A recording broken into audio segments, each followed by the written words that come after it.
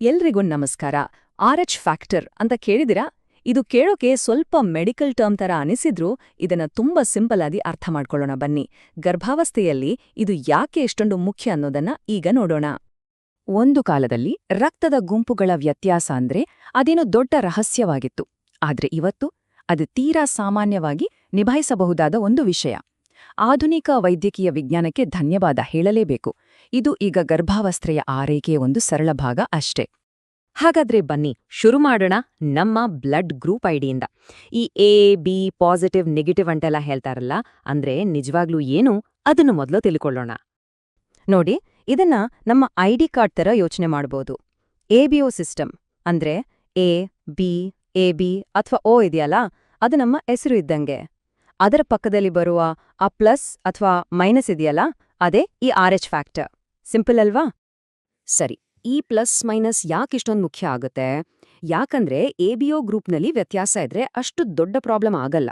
ಆದ್ರೆ ಈ RH factor ನಮ್ಮ ದೇಹದ ರೋಗನಿರೋಧಕ ಶಕ್ತಿಯನ್ನ ತುಂಬಾ ಬಲವಾಗಿ ಕೆರಳಿಸಬಹುದು. ಅದಕ್ಕಾಗಿಯೇ ಗರ್ಭಾವಸ್ಥೆಯಲ್ಲಿ ಇದಕ್ಕೆ ಸ್ಪೆಷಲ್ ಗಮನ ಕೊಡ್ಲೇಬೇಕು. ಹಾಗಾದ್ರೆ ಈ RH ಸಂಘರ್ಷ ಅಂದ್ರೆ ಏನು? ಅದು ಹೇಗಾಗತ್ತೆ? ಇದನ್ನ ಇನ್ನೂ ಚೆನ್ನಾಗಿ ಅರ್ಥ ಮಾಡ್ಕೊಳ್ಳೋಕೆ ಬನ್ನಿ ಒಂದು ಸುಲಭವಾದ ಉದಾಹರಣೆ ನೋಡೋಣ. ನಮ್ಮ ದೇಹದ ಇಮ್ಯೂನ್ ಸಿಸ್ಟಮ್ ಅಂದ್ರೆ ರೋಗನಿರೋಧಕ ಶಕ್ತಿ ಇದೆಯಲ್ಲ, ಅದನ್ನ ಒಂದು ಹೈ ಅಲರ್ಟ್ ಆಗಿರೋ ಬಾರ್ಡರ್ ಸೆಕ್ಯೂರಿಟಿ ಫೋರ್ಸ್ ಅಂದ್ರೆ BSF ಅಂತ ಅಂದ್ಕೊಳ್ಳಿ. ಹೊರಗಿನಿಂದ ಬರುವ ಯಾವುದೇ ಅನ್ವಾಂಟೆಡ್ ಗೆಸ್ಟ್ನ ತಡೆಯೋಕೆ ಯಾವಾಗ್ಲೂ ರೆಡಿಯಾಗಿರುತ್ತೆ. ಈಗ RH ನೆಗೆಟಿವ್ ರಕ್ತದ ಗುಂಪಿನ ತಾಯಿಯ ಗರ್ಭದಲ್ಲಿ RH ಪಾಸಿಟಿವ್ ಮಗು ಬೆಳೀತಿದೆ ಅಂದ್ಕೊಳ್ಳಿ. ಒಂದು ವೇಳೆ ಹೇಗೋ ಮಗುವಿನ ಸ್ವಲ್ಪ ರಕ್ತ ತಾಯಿಯ ರಕ್ತದ ಜೊತೆ ಮಿಕ್ಸ್ ಆದ್ರೆ ತಾಯಿಯ ದೇಹದ ಆ BSFಗೆ ಇದೊಂದು ಅಪರಿಚಿತ ವಸ್ತು ಬಂದಿದೆ ಅಂತ ಸಿಗ್ನಲ್ ಹೋಗುತ್ತೆ. ಅದನ್ನ ಫಾರಿನ್ ಇನ್ವೇಡರ್ ಅಂತ ನೋಡುತ್ತೆ. ಆ ಇನ್ವೇಡರ್ ಬಂದ ತಕ್ಷಣ ನಮ್ಮ BSF ಸುಮ್ನೆ ಕೂರಲ್ಲ. ಆ ಅಪರಿಚಿತರ ವಿರುದ್ಧ ಹೋರಾಡಲು ಆಂಟಿಬಾಡಿಗಳು ಅನ್ನೋ ಸ್ಪೆಷಲ್ ಸೈನಿಕರನ್ನೇ ತಯಾರು ಮಾಡುತ್ತೆ. ಈ ಸೈನಿಕರ ಕೆಲಸವೇ ಆ ಹೊರಗಿನ ಕಣಗಳ ಮೇಲೆ ಅಟ್ಯಾಕ್ ಮಾಡೋದು. ಈ ಸೈನಿಕರು ತಯಾರಾಗುವ ಪ್ರಾಸೆಸ್ಗೆ ಸೆನ್ಸಿಟೈಸೇಷನ್ ಅಂತ ಕರೀತಾರೆ. ಇಲ್ಲಿ ಒಂದು ತುಂಬಾ ಮುಖ್ಯವಾದ ವಿಷಯ ಏನಂದ್ರೆ, ಈ ಸೈನಿಕರ ಸೈನ್ಯ ಮೊದಲ ಗರ್ಭಾವಸ್ಥೆಯಲ್ಲಿ ಸಾಮಾನ್ಯವಾಗಿ ಮಗುವಿಗೆ ಏನೂ ತೊಂದರೆ ಕೊಡೋದಿಲ್ಲ. ಆದರೆ ಇವರು ಮುಂದಿನ ಗರ್ಭಧಾರಣೆಗೆ ಒಂದು ಅಪಾಯವನ್ನ ಸಿದ್ಧಪಡಿಸಿ ಇಟ್ಟಿರ್ತಾರೆ. ಆದರೆ ಚಿಂತೆ ಮಾಡೋ ಅಗತ್ಯವೇ ಇಲ್ಲ. ಇದನ್ನ ಸುಮ್ನೆ ಅದೃಷ್ಟಕ್ಕೆ ಬಿಡುವ ಪ್ರಶ್ನೇ ಇಲ್ಲ. ಯಾಕಂದ್ರೆ ಈ ಪರಿಸ್ಥಿತಿಯನ್ನ ನಿಭಾಯಿಸಲು ಒಂದು ಅತ್ಯಂತ ಪವರ್ಫುಲ್ 4 ಹಂತದ ರಕ್ಷಣಾ ಕವಚ ಯೋಜನೆ ಇದೆ. ಅದೇನು ಅಂತ ನೋಡೋಣ ಬನ್ನಿ. ಹಾಗಾದ್ರೆ ಏನಿದು ಆಕ್ಷನ್ ಪ್ಲಾನ್? ಈ ರಕ್ಷಣಾತ್ಮಕ ಕವಚ ಗರ್ಭಾವಸ್ಥೆಯನ್ನ ಹೇಗೆ ಸೇಫ್ ಆಗಿಡುತ್ತೆ ನೋಡೋಣ ಬನ್ನಿ.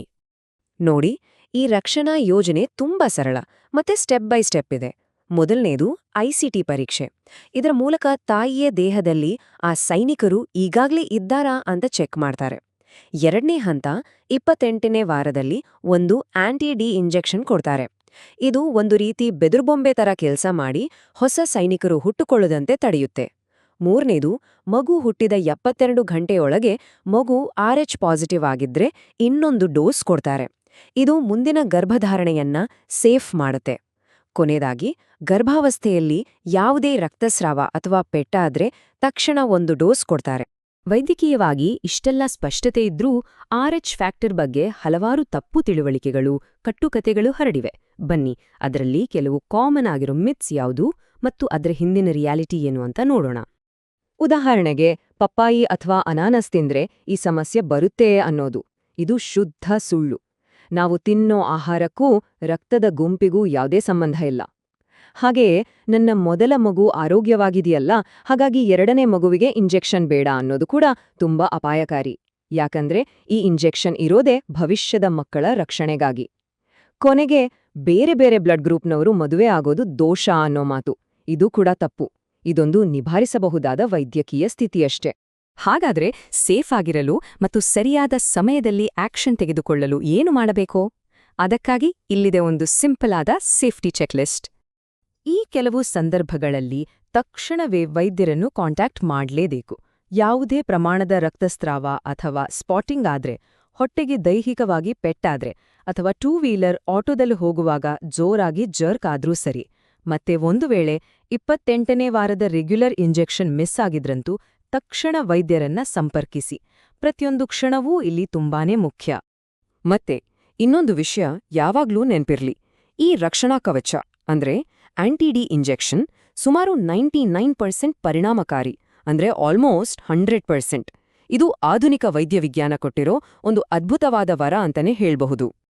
ಕೊನೆಯದಾಗಿ ಡಾಕ್ಟರ್ ಪ್ರಶಾಂತ್ ಅವರ ಈ ಒಂದು ಅದ್ಭುತ ಮಾತಿನೊಂದಿಗೆ ಈ ಚರ್ಚೆಯನ್ನ ಮುಗಿಸೋಣ. RH ನೆಗೆಟಿವ್ ಆಗಿರುವುದು ಒಂದು ತೊಡಕಲ್ಲ, ಅದು ಕೇವಲ ನಿಮ್ಮ ದೇಹದಿಂದ ಸ್ವಲ್ಪ ಹೆಚ್ಚುವರಿ ರಕ್ಷಣೆಗಾಗಿ ಒಂದು ವಿನಂತಿಯಷ್ಟೇ. ನೋಡಿ ಎಷ್ಟು ಚೆನ್ನಾಗಿ ಹೇಳಿದ್ದಾರೆ. ಸರಿಯಾದ ಮಾಹಿತಿ ಮತ್ತು ಸಮಯಕ್ಕೆ ಸರಿಯಾದ ಕ್ರಮ ತೆಗೆದುಕೊಳ್ಳೋದ್ರಿಂದ ತಾಯಿ ಮತ್ತು ಮಗುವಿನ ಆರೋಗ್ಯವನ್ನ ಸಂಪೂರ್ಣವಾಗಿ ಕಾಪಾಡಿಕೊಳ್ಬಹುದು. ಮಾಹಿತಿ ಇರೋದೇ ನಮ್ಮ ದೊಡ್ಡ ಶಕ್ತಿ. ಧನ್ಯವಾದಗಳು.